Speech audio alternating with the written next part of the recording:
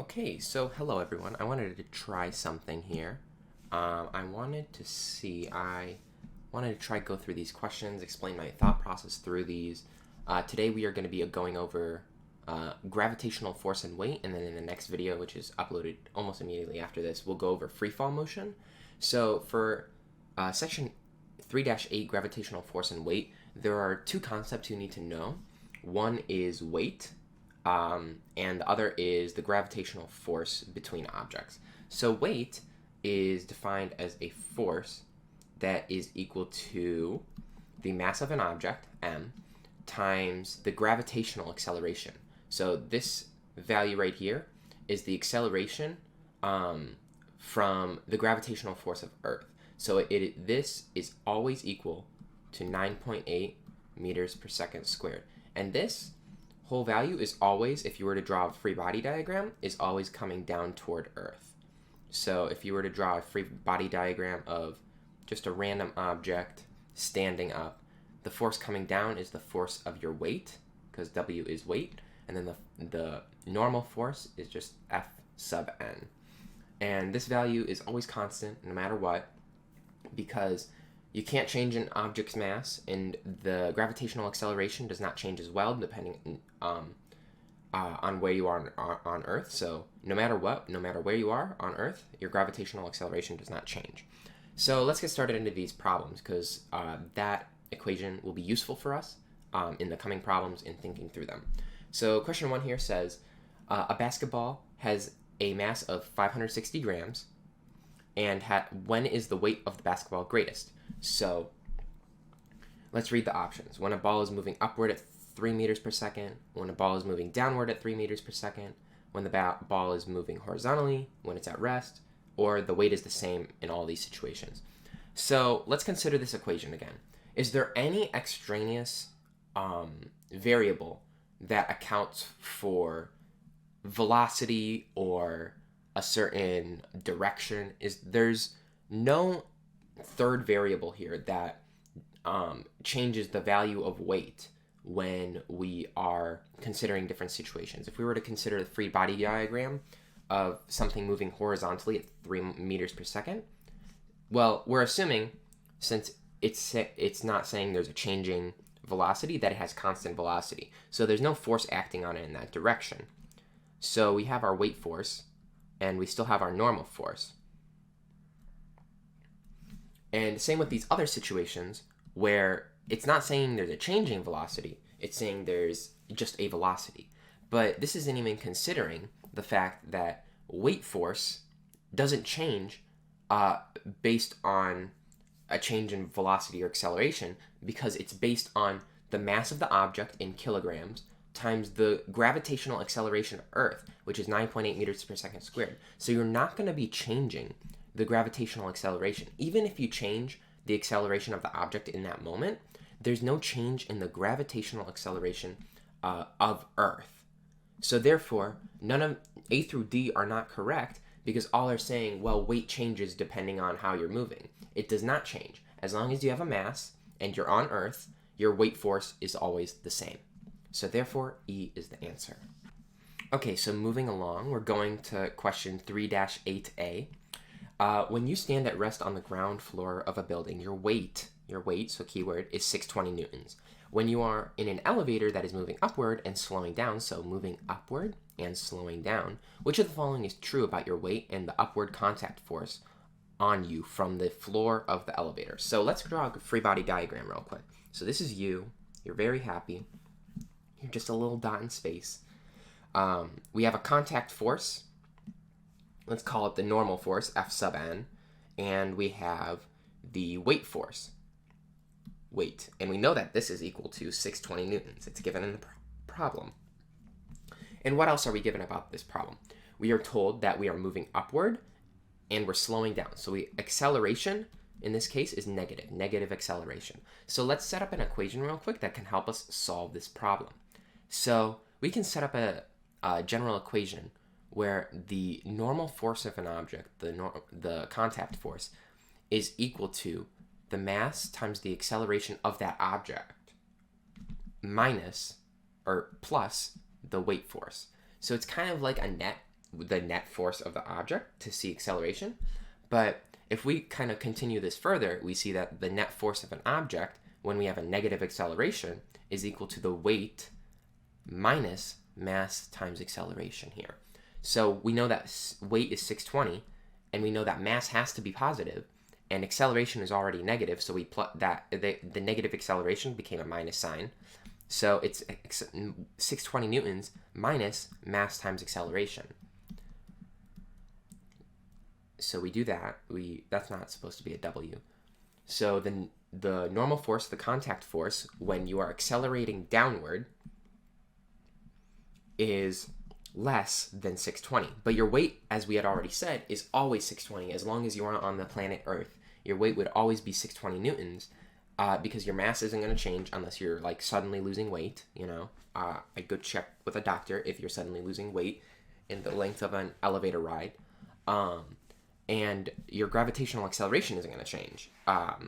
So going through our options here, we have your weight is 620 newtons and the contact force is 620 newtons. Well, that's not true because we know we have an acceleration downward, a negative acceleration here, and we know you still have a mass. So your mass times that negative acceleration downward decreases the contact force. We have a contact force that is less than 620. This is a qualitative problem, so we don't have the exact value of how much that would be. But we have an idea that your mass times your negative acceleration will decrease the contact force because weight minus that mass times acceleration is equal to the contact force. So A is out. Your weight is less than 620 and the contact force is less than 620. Well, the second part of this question is correct. The contact force is less than 620. We see it right there. But weight, as we said, it's always going to be 620. So that's why B is false. Your weight is 620 and the contact force is less than 620. This one is the correct answer. It gives both pieces of information correctly. These are both true. And then let's look at the next one. Your weight is 620, true. The contact force is greater than 620. Okay, so that would mean, if we looked at this equation, when would the contact force be greater than 620? If we're saying that an acceleration downward decreases the contact force, what would cause the contact force to increase? It would be if you had a positive acceleration. So I'm going to erase that line real quick so that there's consistency. So we'd have to have 620 plus mass times acceleration.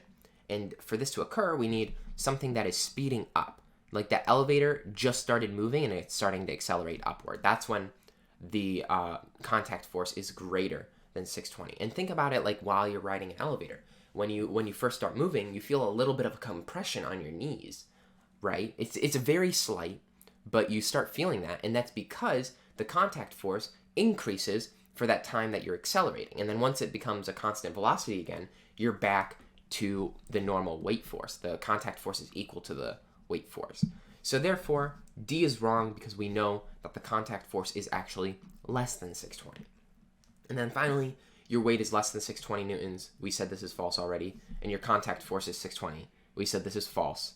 So therefore, C is your answer. So moving along again, we are on the blood cell question. So a blood cell in the human body is subject to another kind of force called viscous force. Do you think it's important that we know what this exactly is? I don't think so for the purposes of this question. So we just keep reading along. The viscous force on a blood cell is 10 to the negative 9th newtons. We will assume the blood cell has a typical length of an animal cell.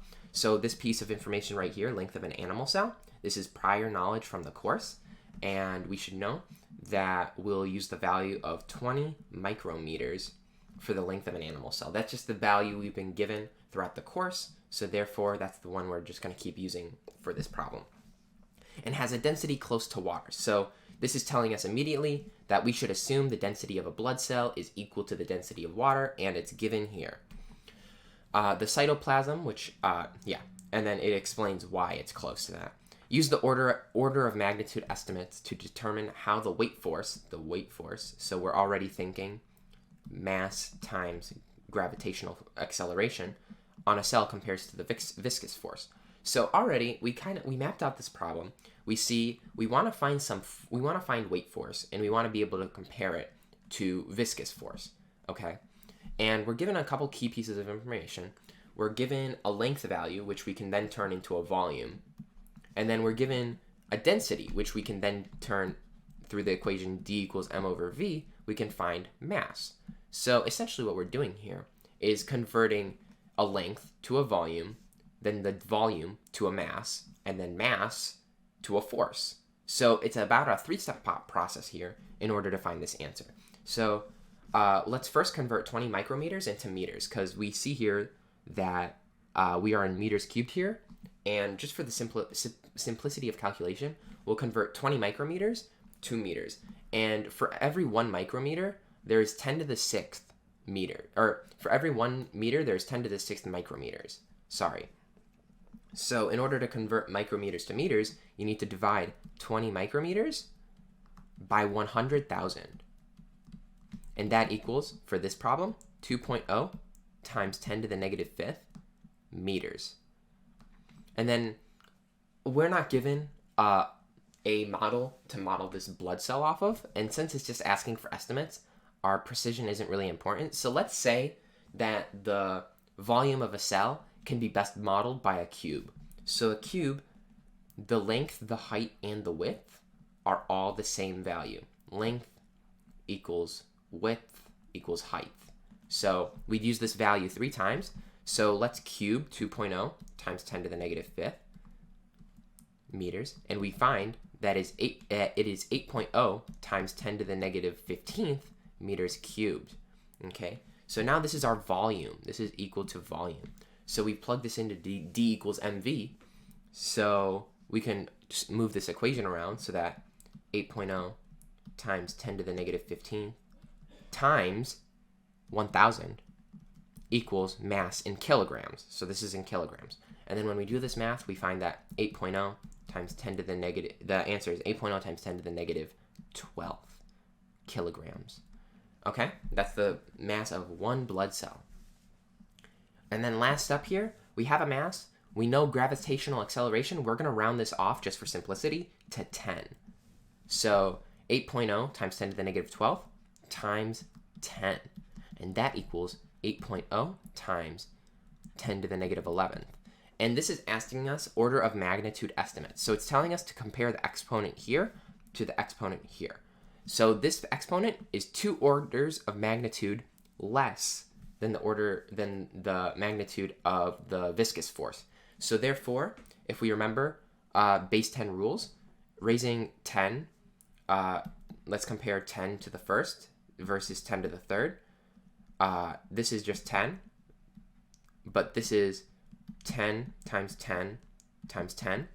And if we write this a different way, 10 times 100, 10 to the third is 100 times bigger than 10 to the first, right? So if this is 2 orders of magnitude smaller, that means the viscous force is 100 times bigger than the weight force. So therefore, B is your correct answer. I hope that makes sense, because if we were to compare 10 to the negative 9th versus 10 to the negative 11th, we see that this is 2 orders of magnitude bigger. Okay, so the last problem we have here for this set of 3-8 is a long problem that only really has two key pieces of information. In one, it's that the mass is approximately the same as Earth, the mass of this random planet here, Proxima Centauri, but it's 20 times closer to its sun than Earth is to our sun. So this question is essentially saying, after we read it all, that what if the Earth was 20 times closer to the sun? How would that impact the gravitational force on Earth? So for this problem, we need one equation that really would help us here. And it's the force, so the gravitational force between objects is equal to some gravitational constant times the mass of object 1, so Proxima Centauri, which is the same as Earth, times mass of 2, which is our sun, divided by the radius squared. So before we go into this, I want to break down relationships between values. Let's just do x equals y. If x is equal to y, what happens if we double x, 2x? What would y equal? That's right, 2y. Okay. what if we did a different relationship? What if we did x equals 1 over y? What happened if we doubled x? Well, the value of y would have to be halved. So it'd have to be 1/2 y, because 1 over 1 is equal to 1, but 1 over 1/2 is equal to 2. And then let's just keep this going. If we had x is equal to square root y, if we double x, so 2x is equal to what is the coefficient in front of y? Well, how do you get 2 after a square root? It's the square root of 4 is equal to 2. So therefore, the relationship between these two values is such that quadrupling the value of y doubles the value of x. Okay, and then last one, let's apply these together. X is equal to 1 over square root y. So if we were to double x, what would we have to do to y? We would have to take the 1/4 value of it, because then this becomes 1 over 2, right? So if we kind of went through this, 2 equals 1 over 2 y, and then that becomes 2. If you just, if you divide by a fraction, it's like multiplying by its reciprocal. So this becomes 2 over y, which is then equal to x. So, or 2x. Boom. So anyways, we now have this equation here, and we understand the relationship between r squared and f. These are inversely related, so as f increases, r has to decrease. And then we see a squared value, so it means that if r increases by 2, f decreases by 4. Because 2 squared is 4, so this whole fraction would decrease by a factor of 4 when you double the radius. So we are saying here, let's just erase these coefficients, and we're going to rewrite the equation with the 1/20th radius in mind.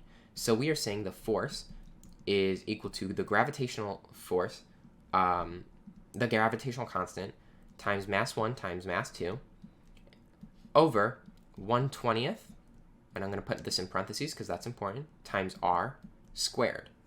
So if we distribute this, we find that f, and these values aren't really important, they're always constants, so we're just going to say is proportional to 1 over 1/400th r squared.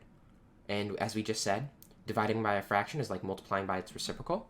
So f is proportional to 400 over r squared. So in order for this to be the same on both sides, 400 f is proportional to 400 over r squared. So as we decreased the radius as we got 20 times closer and decreased the radius by a factor of 20, we increased the gravitational force by a factor of 400. And therefore, with that information in mind, D is the correct answer. I hope that makes sense. If it doesn't, please let me know in the comments. I hope this was helpful to you. So if it is, please give me a like and have a great day.